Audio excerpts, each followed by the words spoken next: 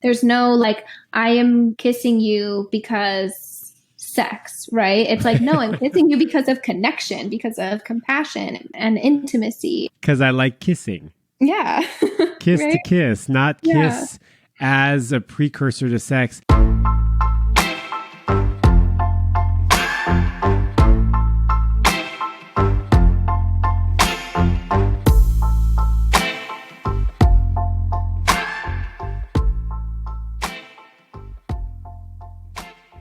Today's guest is Kai Werder, a sex educator, coach, and wellness practitioner. And today's episode is all about desire discrepancy, or libido mismatch, or when one partner wants to have sex and the other doesn't, which is common, really, really common, and pretty natural. It's natural for desire to decline in relationships over time. That happens. And there's a lot that you can do about that. And the first thing you can do is to start talking about sex. And we'll show you how. My name is Shaun, and this is The Love Drive.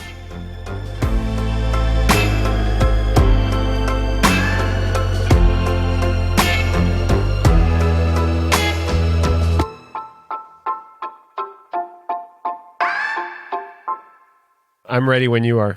All right, I'm ready. Okay, Kai, could you please introduce yourself? Sure. My name is Kai Werder. I am a sex educator, coach, and wellness practitioner, healing practitioner. My work comes in the background of anti-sexual violence advocacy and working directly with survivors of sexual violence and domestic abuse. So I kind of moved that into talking about consent and talking about relationship building in a really positive way. And so that's really where my work is focused right now. And you just recently put out a guide on desire discrepancy. Yes. Yeah. So it's a workbook that touches on desire discrepancy.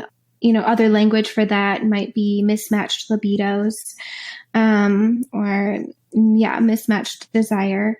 So it really kind of dives into how do we communicate about our sexual desire with our partners in a way that allows us to have the connections that we really deeply crave. And it also gets a little bit into explaining what actually is desire and how it works in our bodies so that people can understand what's happening when they're feeling arousal and desire so that they are empowered to hopefully communicate about that with people in their lives. I guess that sounds like a pretty good place to start, right? Like, what is desire and desire discrepancy? Is that something that you can kind of shed some light on? Yeah. So desire, there are multiple models of desire from sexologists through the years. And so the first one comes in the 1960s from Masters and Johnson, who worked to create this model, which is a linear model, and it starts with excitement. Then you have the plateau that you're experiencing pleasure as a plateau. Then you have orgasm, which goes up a little bit on the line. And then you have resolution and the line goes down. And so they say that is the model of desire. That's what we start with when it comes to research in the field of sexology. And it moves on from there. And there's so many different models from different scientists. And in my workbook, I really touch on why it's valuable to have multiple models of desire, because we all experience desire in different ways. And there's also fluidity throughout our lives in how we experience desire. So then you'll find like more circular models that bring in really the emotional aspect of sex. And so I explain those so that folks can say, aha, yes, this one makes sense to me. This kind of explains how I've experienced desire in the past. And I define desire as that which incites you to move towards and invite in pleasure. Hmm. And I create that definition to really be expansive, right? Because we move towards pleasure in so many different aspects of our lives, not just sexual. And I invite other folks to really come up with language that works for them around their sexuality. Oftentimes, the definitions that we are given, they might not align exactly with our experience because there are so many systems of oppression that interact with our bodies and can directly interact with our experiences of sex. And so I invite folks to really create their own definition so that they can create their own experiences that feel affirming, that feel nourishing. So moving off of that, what is desire discrepancy is when you have two people in relationship and they don't have the same level of desire. So they don't have the same, some people might use the word libido. They don't have the same libido and desire to have sex.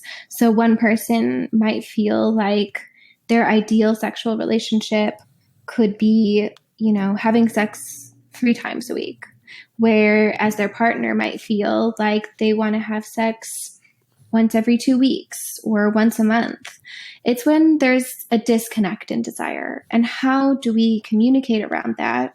How do we lean on the expansiveness of intimacy to create connections that are nourishing? And oftentimes, a sex educator and a sexuality coach, it's one of the most common issues that people come to me and to just the sex ed community with is like, I have mismatched libidos with my partner. I love them. We have a beautiful relationship outside of this. But what do we do? Like, are we just not, should we not be together anymore?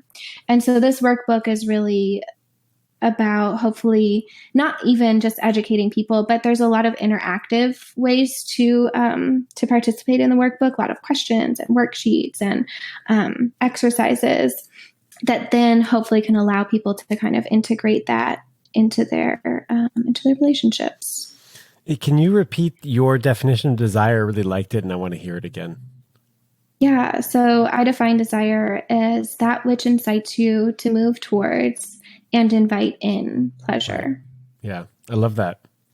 And I love this idea of creating your own definitions. I did that for this flirting with confidence workshop that I'm hosting. And for me, flirting, the typical definitions didn't really fit how I experienced it.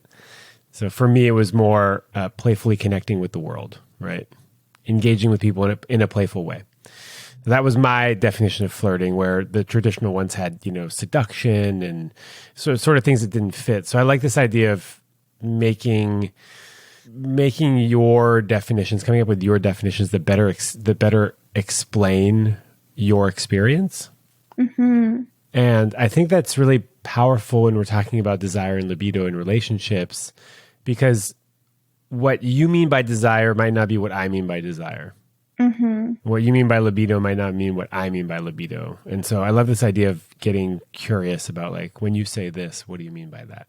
Yeah, another reason why I have folks redefine words for themselves is so that they get curious about the people that they're in relationship with and realize that if they have their own personal definition of desire or of sex, then their partner must as well. And so when we get curious about how our partner defines desire and sex, it might open up this conversation of, oh, I didn't know that you defined sex as, naked sensual time together, that it doesn't have to include genital play. Like that actually allows me to open up then and, explore that more with you. And so I think that it's really about allowing people to have relationships where they feel really nourished and they feel like they can ask for what they want and their partners have that space as well. And getting really clear for yourself about your desires is a part of what helps you communicate them. Yeah, how can you ask for what you want if you don't know what you want and you don't have the language available to make those requests? Yeah. And also, there's this element of fear. I talk about this a lot in some of my workshops and courses, is that people are really scared of rejection. they're scared of people saying no to their request. I think rejection is scary. People don't really have a lot of experience with like kind rejection.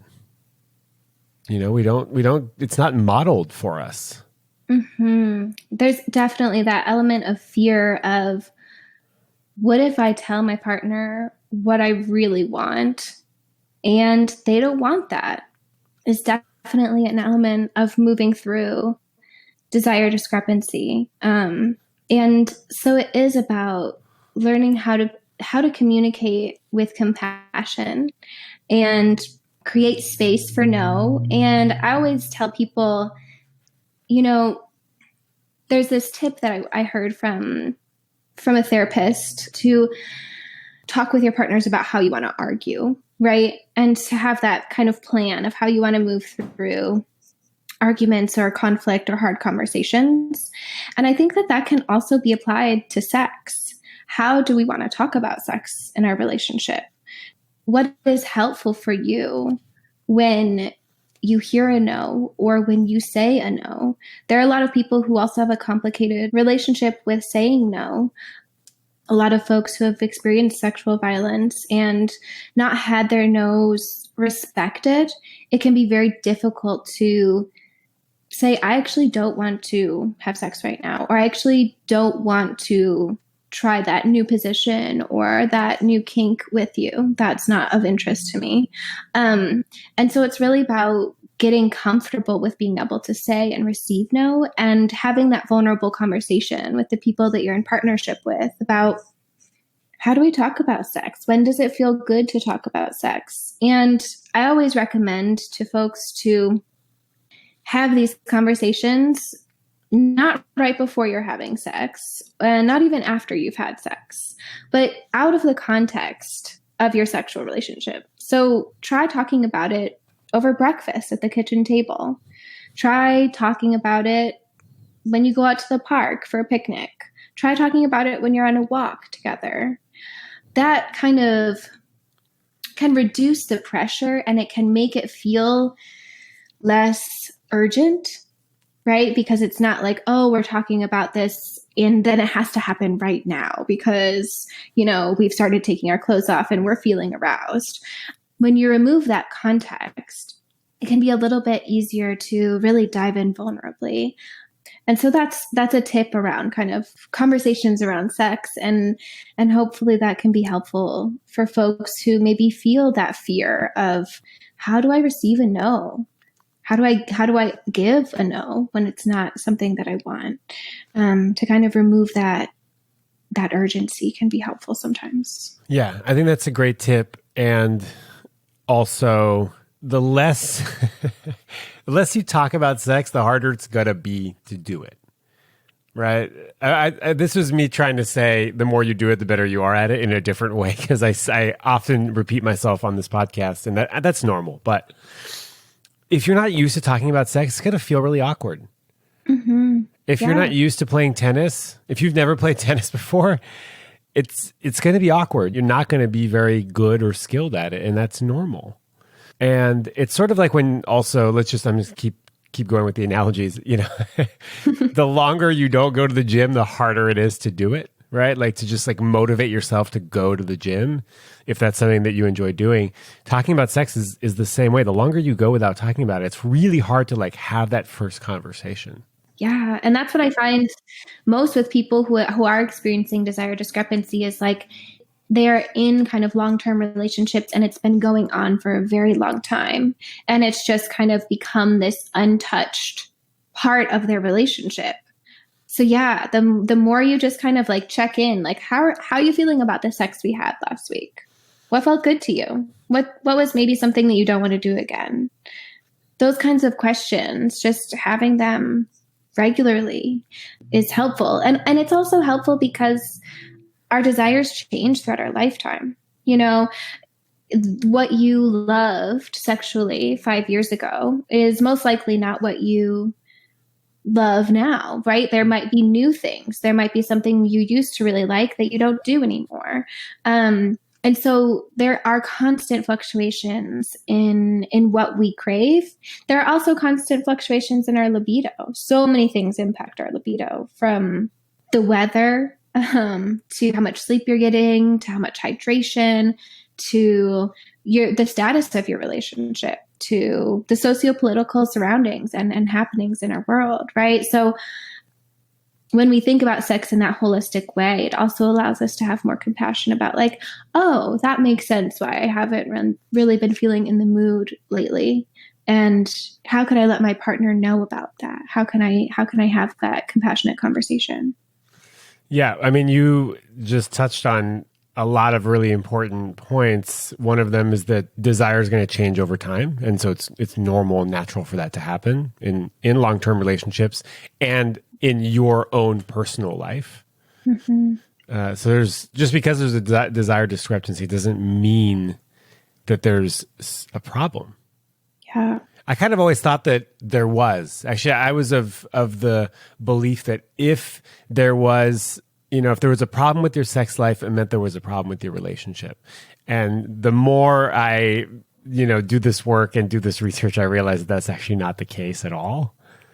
It feels like kind of a naive thing to say at the time. And now I realize it to be much more complex and nuanced than that. Mm-hmm. Yeah. I mean, similarly, before I was in this field of work, I definitely was like, well, if you haven't had sex with your partner in a certain amount of time, whatever like arbitrary amount of time that you allot to that, right? Then your relationship is a failure. You're not, something's not right. And it's like, that's such harsh language that we have. Like that is just, we are just setting ourselves up to really not be creating these connections that we deserve. And so I think that so many folks probably, when you said that, are going to find themselves like nodding their heads like, yes, I feel that so deeply. Like we connect. And actually with my clients that are experiencing desire discrepancy, I have them write down 3 qualities of what makes a nourishing relationship for them. And most often they come back and they're like, well, sex wasn't on the list, but why do I feel like if I don't have sex once a week, my relationship is not going well. And so it's really about offering yourself those reframes about like what actually, like, get it clear. What is a part of a nourishing relationship for you? And are those things present? So yeah, absolutely. The reframe around that is really important, and inviting in that nuance and complexity.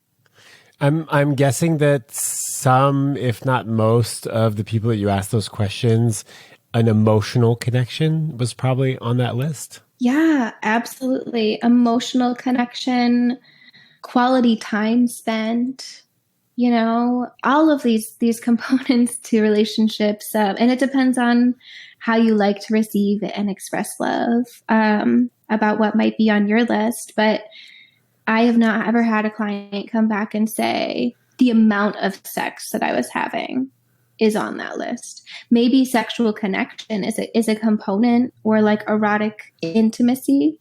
But then we talk about the expansive ways in which you can have erotic intimacy and physical intimacy that don't have to be about genital play. Right. And so then that, then offers more spaciousness to explore that and to have that really important component of your relationship be present, even when there are, libido fluctuations that you're moving through. Maybe we can give some people some examples of things they can do that can lead to deepening physical intimacy that doesn't involve the genitals. Yeah. So some things that you can do, you can exchange massages. You can take a bath together or a shower together. Ooh. You can, yeah, that's a really good one. Bath time is bath. Okay, well, you've already touched on 2 of my favorites, massage and bath time. Another one that I love is doing an erotic photo shoot with one another. So like allowing yourself to see how your partner sees you through a lens, which this won't be for everyone, right? But I think that it can be really affirming to take erotic pictures of one another and say, do you feel sexy in? I want to see you put that on, and I want to take your photo. And then exchanging that, offering to one another, can be really beautiful. I love that. I love that, by the way. Yeah, it's a fun one. And cooking one of your favorite meals and eating together. Going on a walk and making sure that you're kind of exploring all of your senses. So smelling the flowers along the way, moving really slowly and touching things and picking things up and explaining how does the sun feel on your skin to your partner. What sounds do you find pleasurable as you're going for a walk? All of these things that you can engage in, even just cuddling, right? Like cuddling naked, cuddling with clothes on. All of these things are enhancing and creating a sense of physical intimacy. I would love to hear any more the suggestions that you have as well. I keep thinking about bath time. It's so fun. It is. If you have a bath that's, big enough to accommodate two people, and oftentimes they're not, but we kind of, we make it work. Yeah. There's ways of making it work. As long as you don't have a spout in your back, you're good. Mm-hmm, for sure. Yeah, eye gazing, I think, can be really fun. I think that's sort of on the level of erotic pictures. It might not be for everybody because of how intimate it is, but it usually does bring a lot of intimacy, emotional intimacy and depth. So eye gazing and breathing together, right? So some sort of breath work, meditating together is really sweet. Like foot massages. That's like easy, right? Foot massages, playing with your partner's hair. My partner really likes gentle, like finger grazing on her back, that sort of thing. And that just like drives her crazy. It's really relaxing. Doesn't necessarily turn her on, but she really, really, really, really likes it. So, just giving, we sort of call it giving each other care. And sometimes it's like, I have like a hip that hurts. So sometimes she just jiggles my one hip and pulls my leg and, massages it. And that feels really good. And isn't sex, like that's like, sometimes it's naked, sometimes it's not, but it's not in the sex category. Right. So there's a lot of things that we can do if we get out of this idea that sex equals intimacy. Yeah, absolutely. There's so many different forms of intimacy, emotional intimacy, physical intimacy, intellectual intimacy, spiritual intimacy, which you kind of touched on with like meditation. And so exploring the forms of intimacy that you want to explore with people. And I think that is really powerful. And it also, one reason I also created my workbook was because I was seeing a lot of response to mismatched libidos be like, well, be non-monogamous. There you go. The person with the higher libido can have more sex. The person with the lower libido doesn't have to feel the pressure. And this advice just doesn't get to, like you said, that nuanced, complex area of desire and connection. Because one, non-monogamy is not for everyone. I would go as far as saying that it's not for most people. Sure. Yeah. It's hard and takes a lot of intentional work and communication, as all relationships do. And so that advice, when you give that to someone who's really struggling and then they feel like, well, non-monogamy is not for me, then that's really hard realization to come to for them. So it doesn't really align. And also folks who are non-monogamous, sometimes that mismatched libido with one partner, for the higher libido person, having sex with someone else doesn't naturally just make it feel better, because there's so many reasons that we want to have sex and that we seek sex, right? It's not just for that orgasm, that touch. It is about so much more than that. And so if in one of your relationships you are really craving that sexual intimacy with your partner and they're experiencing, lower libido and they're not really interested in that right now, and your desire is rooted in that creating that sexual intimacy with that person, that's not just going to go away because you have other partners to have sexual intimacy with. And so again, it ignores that nuance, that complexity. And so I think it's important to get to the root of why do you want to have sex in this moment? If it is just about orgasm, you can masturbate. Simple, you can provide yourself that. If it's about emotional intimacy with your partner, can you have a really deep dive, intimate conversation with them and like ask some curious questions to one another? If it's about physical intimacy and sex isn't on the table, can you do any of the things that we just said, like cuddle naked, massage, bath, etc.? Getting curious about your desire allows you to then get creative about filling that need. Yeah. Also, I'm just the one thing that's like popping to my mind is this idea that there's like spontaneous desire and responsive desire. And so one person might have more spontaneous desire, which is just like what it sounds like. You all of a sudden feel like having sex. Right. And responsive desire is more like, I don't feel like having sex, but if we start cuddling and making out, I'm probably going to want to have sex. Is that right? Am I sort of close there? Yeah, absolutely. Responsive desire comes after sexual stimulus is felt. It's kind of a gradual level of feeling turned on. And it takes intention to kind of create desire, right? Whereas spontaneous desire, it starts in the mind, sometimes not always physically felt right away. You might feel quick to feel turned on, and it can show up without stimulation. So both are wonderful, right? But like you said, everyone experiences desire differently. So you might have a partner who experiences spontaneous desire, and you might experience responsive desire. And, you might not even know that is where the disconnect is happening, that you need a really specific context or environment in which allows your desire to flourish, which then touches on the model of desire, which is the dual control theory, which Emily Nagoski actually wrote a whole book about it. It's called Come As You Are. Great book. And yeah, wonderful book. And so it is about touching on like some people really need a very specific context to allow their exciters to turn on, what turns them on to turn them on, right? And if they're in a context where their inhibitors, what doesn't allow desire to flourish, are too high, then it's going to be really impossible to feel arousal, to feel desire. And so again, being informed and learning more about how desire happens can then allow you to say, oh my gosh, aha, like I figured it out. I have responsive desire, and here is what my exciters are, and here's what my inhibitors are.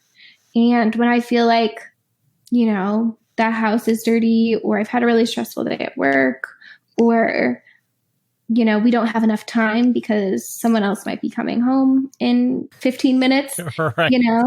Or 30 minutes, whatever, then I'm not able to get turned on. I'm not able to go there. Right. And so then that might give you the context that you need to say, okay, this will be helpful. This, if we have more time, if we have 2 hours set aside where we can really get intimate, then I can feel access to my desire, to my arousal. So yeah, that's helpful. Yeah. So for some people, a quickie before work, not going to work. For some people, that might be the most exciting thing ever. Yeah. Everyone is different. And I guess it gets tricky when one person wants a quickie before work and the other one doesn't.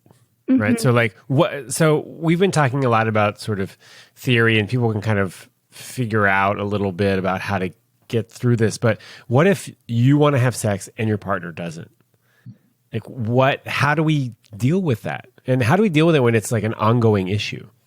Mm-hmm. Well, so like I said, getting to the root of why you want to have sex is helpful, because then it allows you to kind of fulfill that need in creative ways. But also, like you touched on, when it's continual, when it's going on for really long periods of time that you want to have sex and your partner doesn't. To me, if that has been going on for, and everyone's long period of time is going to be a different amount. So I'm not going to like give an arbitrary amount of time for Right. this. It's going to be when you start to feel uncomfortable and like there's a big disconnect because you have not had sex with your partner and you're really craving that.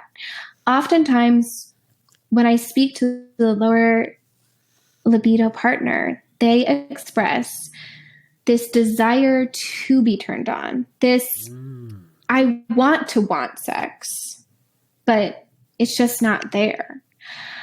And so there's work that both partners can do, right? So there's work that the lower libido partner can do to really get curious about their desire. And like we're talking about, maybe they experience responsive desire and their inhibitors, maybe they're going through a really stressful time at work or in another relationship, in a friendship or family, relationship.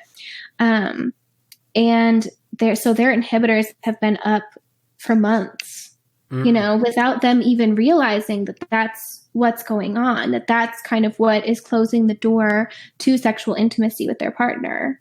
And without knowing what your exciters are, it's really hard to then create that context and say, okay, well, I know my inhibitors are really high right now because I'm going through a stressful time at work, but what are my exciters? How can I try to turn the volume up on those to create the intimate environment that I do want with my partner, right? And so like you touched on at the beginning of the podcast, is like the longer we go without talking about sex, the harder it becomes. And so what happens when it's been going on for a very long time is usually that the conversation then is also being avoided and everyone feels too nervous to bring it up. The higher libido partner feels too nervous to bring it up because they don't want to put pressure on their partner. And the lower libido partner feels too nervous to bring it up because what if they bring it up, but then they can't follow it up with sex, right? And so it is about starting the conversation and then having the tools on both ends to create an environment where both of your desire can flourish. If your partner doesn't know that you really feel excited to have sex when the sheets are clean and, you're fresh out of the shower, or it's a weekend, so you haven't worked, if they don't know that, then they can't help you create that environment to have sexual intimacy. And so it's about breaking down that barrier of miscommunication, of not talking, and just starting to have the conversation and informing each other about what's going on with you. It's really helpful for the higher libido partner to hear, I want to have sex with you, but I don't know what's happening right now, or I've been really stressed at work. And, how can we kind of troubleshoot our way through this? Yeah. Can you help me create the circumstances which make it easier for me to get turned on? Yeah, absolutely. Yeah, what I heard was sort of like a two-prong approach. One of which seems to be sort of the one that needs to happen first, is a little bit about getting curious around what are the things that turn me on and turn me off, right? As a lower libido partner. If I get more information about this, and Emily Nagoski's book, Come As You Are, is great for this because she goes into super detail about, the gas and the brake, right? As what you were calling the inhibitors and the exciters, right? So what turns me on, what turns me off? And can we create a condition, circumstance, environment in which the brake pedal is sort of minimized and the gas pedal is maximized? Exactly. Which means that there's work that has to happen there. Like you can't just say like, oh, we'll just kind of wing it, because winging it hasn't really worked, right? If you find yourself in a situation where there's a lot of discrepancy and there's been discrepancy for a long time and no one's talking about it, then that's obviously not working. Yeah. So that person can do some work around what turns me on, what turns me off. And then there's this idea of sharing that with maybe the higher libido partner. So opening the lines of communication. I understand that you want to have sex with me more than I want to have sex with you sometimes. I also kind of feel a little bad. I feel bad about that. because I love having sex with you. I love connecting that way. And I don't want to be the kind of person that doesn't want to be having as much sex as you do. That I feel bad about it. And then it's interesting. This sort of leads me to this idea that there's probably some guilt on the lower libido side, right? Feeling guilty, feeling bad about not being able to provide, not being able to like have as much sex as the higher libido partner does or wants to. And then probably even guilt on the higher libido person side as well, of like feeling guilty that like they want to have sex so much and their partner doesn't, and they don't want to pressure them because they love them. And yet they have this need of connecting physically that isn't being met. And that's also hard. It is. Yeah. And so 2 tools that can be helpful as you're kind of beginning this conversation with your partner are, one, for the higher libido partner, accept the kind of intimacy that your partner can offer you right now.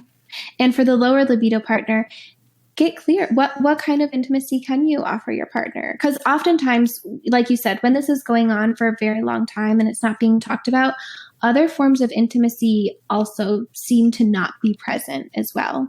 So it seems to be like partners, they might have like a kiss goodbye or a kiss goodnight, or like some hugging or maybe some cuddling before bed. But like really the deep intimacy that they're both craving is kind of also being avoided because sex has been avoided as a conversation, as a relationship component for a very long time. Yeah. So the lower libido partner, get clear and tell your partner what you can offer them. Can you offer them really steamy makeout sessions? Can you offer them naked cuddle time? Can like all of the things that we kind of brainstormed, right, around intimacy outside of sex. And then for the higher libido partner, accept what they can offer you. And then when you start to feel comfortable in that space of offering and accepting, schedule sensual time. Schedule it. Put it on the calendar. And I know that sounds like for so many people the opposite of sexy. But because we're taught that sex is supposed to happen in this spontaneous way, right? Like we get so many cultural and societal messages that that's how sex is supposed to happen. It's just supposed to happen spontaneously, and it's supposed to be really hot and sexy, and there's no communication. Like we just know how to touch people intrinsically, right? Those are the messages that we get. And so people are like, scheduling sex, that doesn't seem like how it's supposed to work. But this is a really helpful tool for all partnerships, even partnerships who aren't experiencing desire discrepancy. It can be good to sometimes just like say, Sunday afternoon at 3 p.m., we both don't have anything on our schedule. So let's schedule some sensual time. And I use the word sensual time, especially for partnerships that are experiencing mismatched libidos, because you might get to that Sunday afternoon, and if you scheduled sex and sex doesn't happen, that can cause huge tension. Right. It can cause an argument. It can just kind of throw you completely off track. So scheduling erotic sensual time then can be like, oh, what do we want to do together? Well, we could make out and see where that leads us. We could give massages and see where that leads us. We could watch porn. We could read erotica. All of these things, right? And so it's about carving out time together that is intentionally intimate and erotic. That can be a helpful tool on your path to kind of rebuilding your sexual relationship together. A play date. Yes, love that. Adults don't play enough. We need more play. Like when you were talking about, that sounds like fun. I was like, yes, adults need more just like fun and playfulness. There's so much healing that can be found through play. Yeah, we gotta, not everything has to be so serious. We need to play more. Yeah, like spend time talking about sex and your desires, but also spend time just practicing intimacy together. I read this. This is obvious. Maybe it's not obvious. Maybe it's obvious to me, but scheduling playtime is great because then we have something that we can look forward to. And that can build the desire. Yeah. Right? Like this thing that you look at, oh my God, what are we going to do? Who knows? I have no idea, but I'm really looking forward to it. Like I've been scheduling play dates with my partner since the since the very beginning, and that hasn't stopped.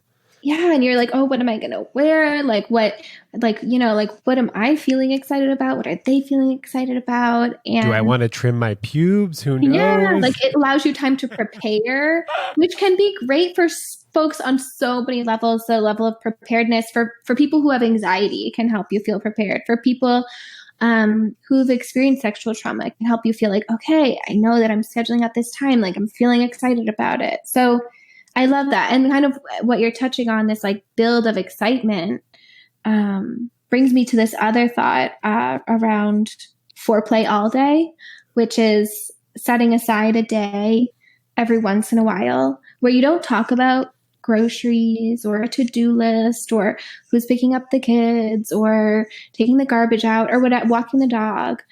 It's about infusing your day with intimacy. So whether you're at work, maybe sending like a flirty text or having intimate touch as you're like making breakfast and coffee together, and allowing that erotic energy to build throughout the day, because the world will not fall apart if you don't talk about your obligations for one day. Like it will be okay. I mean, it's already falling apart whether you talk Exactly. about the to-do list or not. Oof, yeah, you got me there. It's both. Okay, it's and or it's both falling apart and not falling apart. Right. Your personal relationship and world will not crumble down if you don't talk about the to-do list for a day. And so just setting aside a day where it's just about kind of allowing that intimacy to build and then seeing what happens as the day progresses. Yeah, and this idea that foreplay starts after sex ends.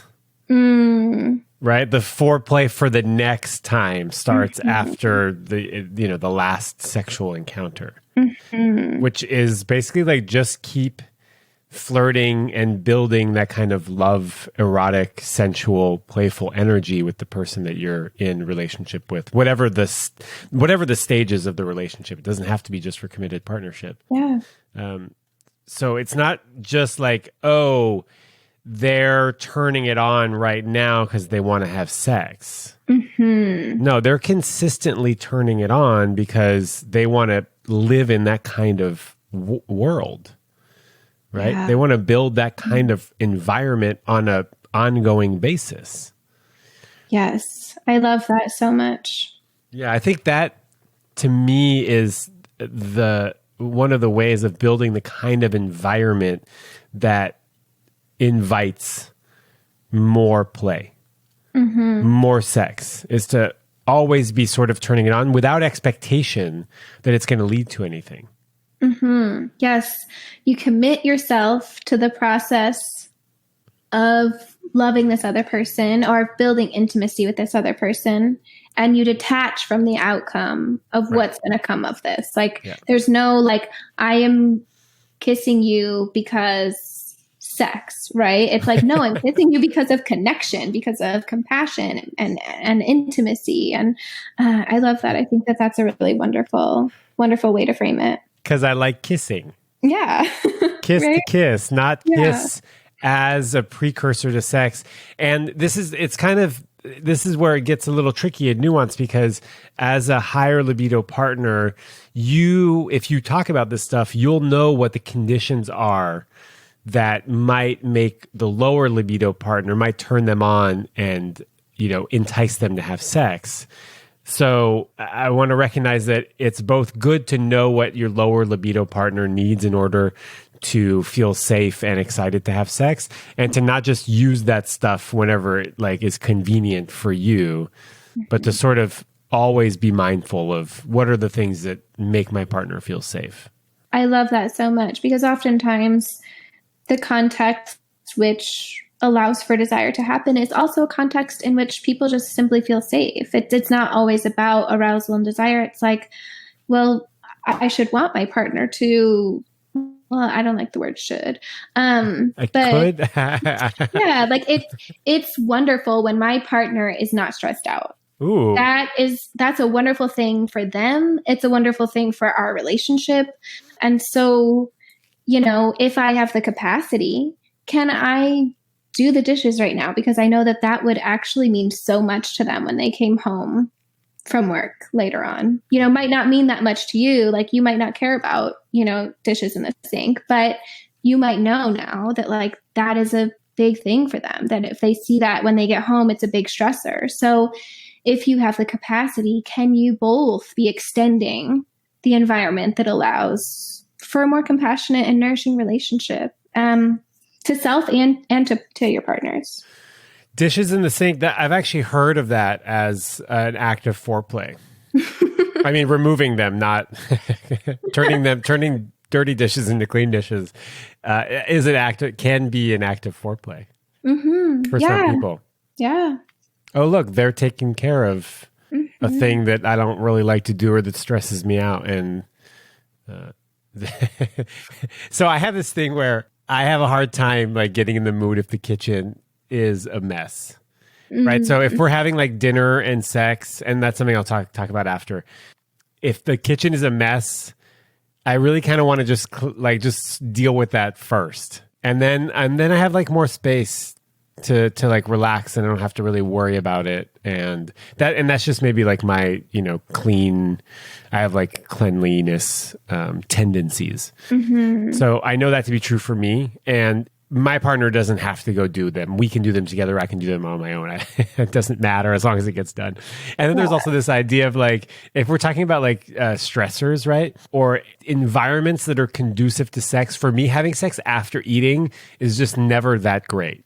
Dan Savage had coined this term a long time ago, fuck first.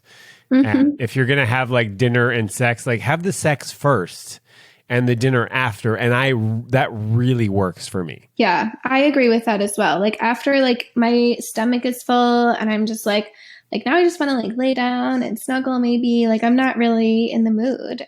So I agree with that as well. And the dishes thing brings up this idea around like mind chatter, and that it can be really distracting to like have things that on your mind when you're trying to be intimate with someone.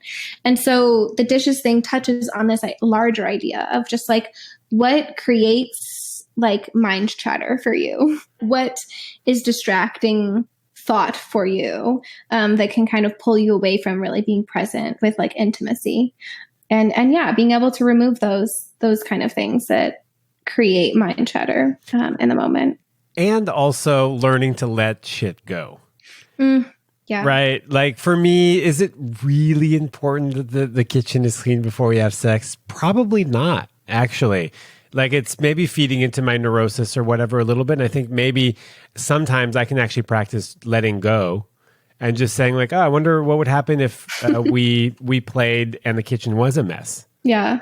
I wonder if I could actually, relax in that circumstance. And I know I can, and I have before.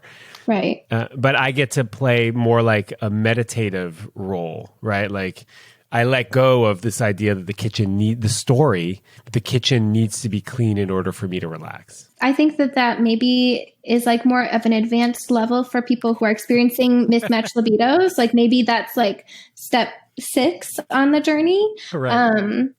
Because it might feel really important at first, but I love that. Like, what would happen if we just had sex and, the sheets were perfectly fresh out of the dryer, if that's a thing for you, or if, if like we just came back from a run and we haven't showered yet, like what would happen? Whatever your mind chatter things or like kind of, moments of like, oh no, this needs to happen before sex. What would happen if you let them go? I like that. That I think is a really, really good approach. And, it might just be so loud that it's just not going to happen. And then you'll know, oh, this is what happens. Yep. I'm actually unable to really relax into this experience. I think at this point, what might be helpful is I want to share something that I learned called the 3-part invite. And I did a workshop on this weekend. That I learned this 3-part invite from Dr. Allison Ash, who was a past guest on my podcast. We did an episode called Authentic Seduction. And I think the 3-part invite's really beautiful in the fact that it is soft. It's a soft invite, and it gives an out. It's a double buy-in type of invite, and I'll share it with you and you can let me know what you think. But I use this often with my partner, and I've used it in a lot of past relationships. And actually, I use it all the time for a lot of different things. You can use it in a lot of different contexts. But basically, the framework is if you're open to it, right? That's part one. And other ways of saying that is if you're up for it, if you're available, if you're a yes, if you're keen, if you're pumped, whatever. That's kind of the buy-in portion. I would love, this is the request, I'd love it if we gave each other massages. I'd love to take a bath with you. I'd love to go down on you for 35 minutes. 35, I don't know why the 30, very specific, 35 minutes. I want to set a timer for 35 minutes and I want to go down on you. I would love it if we tried anal exploration. I would love it if we can schedule that meeting that we've been talking about. I would love it if we can start jogging together or play tennis, right? So that's part two. I would love it if. And then the third part is the out. And if you're not up for it, I understand. Mm-hmm. And if you're not up for it, I'd love to hear what you would be up for. And if you're not up for it, no problem. Let's just watch whatever people are watching these days. Mm-hmm. So I'd like to invite people to use the if you're up for it, I would love to invite you to use the 3-part invite when you are proposing having sex, or even you can use this as a way to have a conversation about sex. So for people who are listening who don't currently have a practice of talking about sex, you could say to your person, hey, if you're up for it, I'd really love to spend some time talking about our sex life. Mm-hmm. Yeah, I think that's such a wonderful invitation. And it gives people this space to say, well, not right now, but could we talk about it tomorrow afternoon, when I'm done with my workday? Or, it gives that opportunity to, or to have the conversation right then and there. And so I think it's a really wonderful practice. It's a fun tool. And I don't want to say this, but I'm going to say it anyways. The third part is kind of optional, right? And if you're not up for it, it's okay. Because sometimes you don't want to leave an out. Like, if you're up for it, I'd really like to spend some time and talk about the status of our relationship.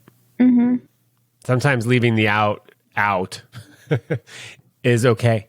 Yeah, and I think it's like you said, it depends on the context of the conversation, of the moment, of the relationship.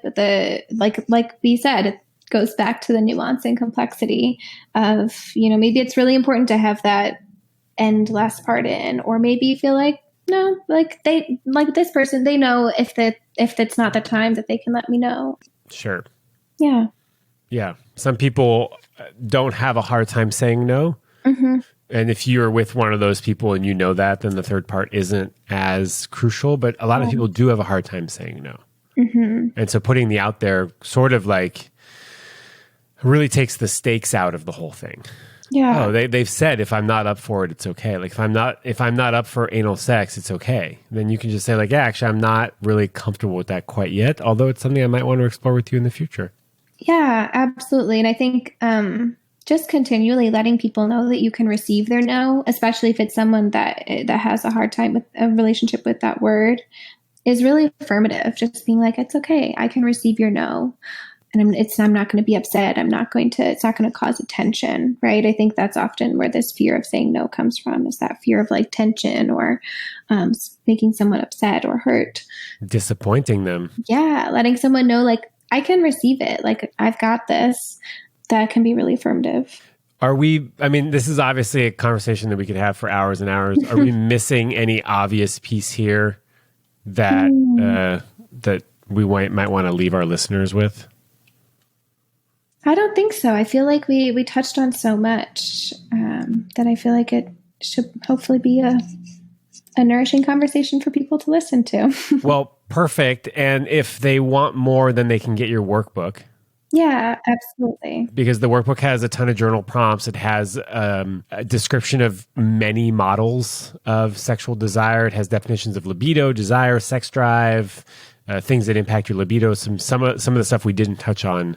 And so I want to encourage anybody that wants to go deeper on this to get the workbook. I have the workbook. It's awesome. So I highly recommend it. And it's $25. So it's affordable and it's a fantastic resource, especially if you don't have the tools. Like now you can have some tools. And this could be an inspiration for you to have the conversation about sex with the person that you're having sex with and give you a lot of language that could be helpful. Thank you so much. I really appreciate that. Yeah. You're welcome. And so I have two more questions. First of all, where can we find you and how can we work with you? Yeah, so my Instagram handle is at Corinne, CORINNE.Kai, and my website is corinnekai.com, which is where you can download the workbook if you're interested. I am taking one-on-one sexual wellness clients if you're interested in sex ed coaching. And I also offer other services, like if you just have a quick question about desire or libido as a follow-up from listening to this podcast, you can send me an email and we can figure that out. So that is pretty much all of my information. And yeah. Then the final question, which is, what does love mean to you? Ooh, that's a big one. What does love mean to me? I think love is really the center of how I want to live my life. For the past couple of years, I've been realizing that the most important aspect of my life and the reason that I feel like excited to wake up in the morning is my relationships. I really care so deeply about creating intentional, nourishing, intimate relationships with not only my partners, but also my friends and my community and just being a human in the larger world. And I hope that love is infused in all of that. So I really think that for me, love is really kind of the center of how I live my life. Wow. I love that. Thank you so much for your time and for your wisdom, Kai. Thank you so much. I really appreciated being a part of this.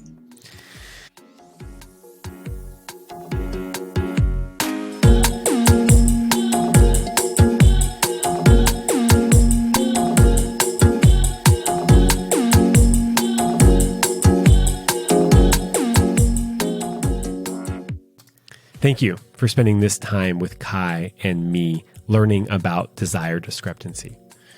You listening means a lot to me. And if this podcast and my work means a lot to you, I'd like to invite you to become a monthly contributing member of this work. If you would be bummed that this podcast ceased to exist, the best thing you can do is support my work by making a small but meaningful monthly contribution. You can do that by going to thelovedrive.com/join. That's JOIN. And for everybody who already does, thank you so much. Your support means the world to me. It really, really does. And it makes a huge difference in my life. And to everybody else, have a beautiful week.